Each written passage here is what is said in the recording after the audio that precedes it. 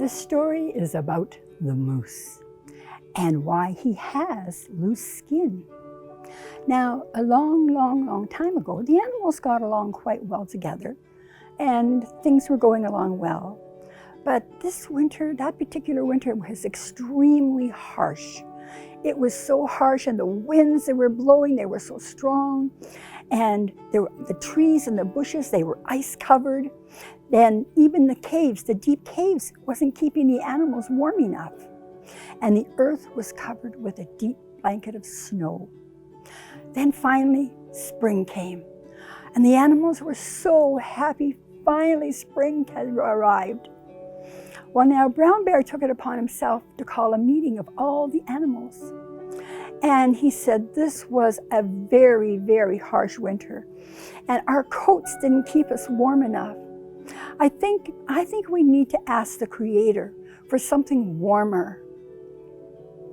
And they all thought, yes, yeah, that's a good idea. That's what we need to do. Yeah. And so they started offering suggestions. And Porcupine spoke up and he said, you know, I think we need to have horns. Horns would be good.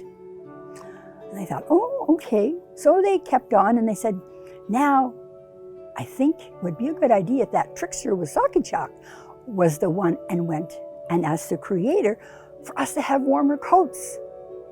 And they thought, good idea. So they talked to Wīsahkēcāhk and he agreed to do that. He thought, sure, I'll go and I'll ask. And he went to the Creator and he asked, he said, the animals were so cold this winter and they're really asking for warmer coats for next winter.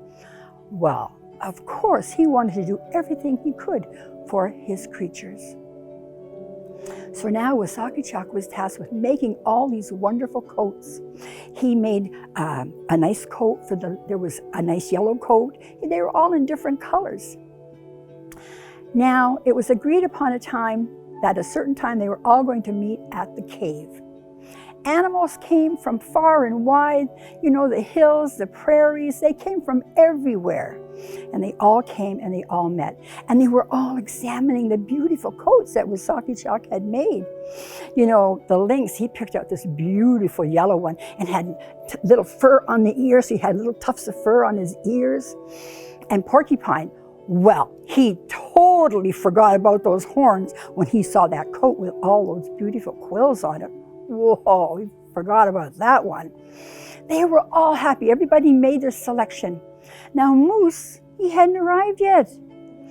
He was just sauntering along and he'd stop here and he would eat, and then he'd stop there and he would eat, and over here he would eat, and he kept stopping and eating, stopping and eating. He's a very big animal. He's a very big animal. When he arrived at the cave, everybody was gone and there was only one coat left. It was a brown coat.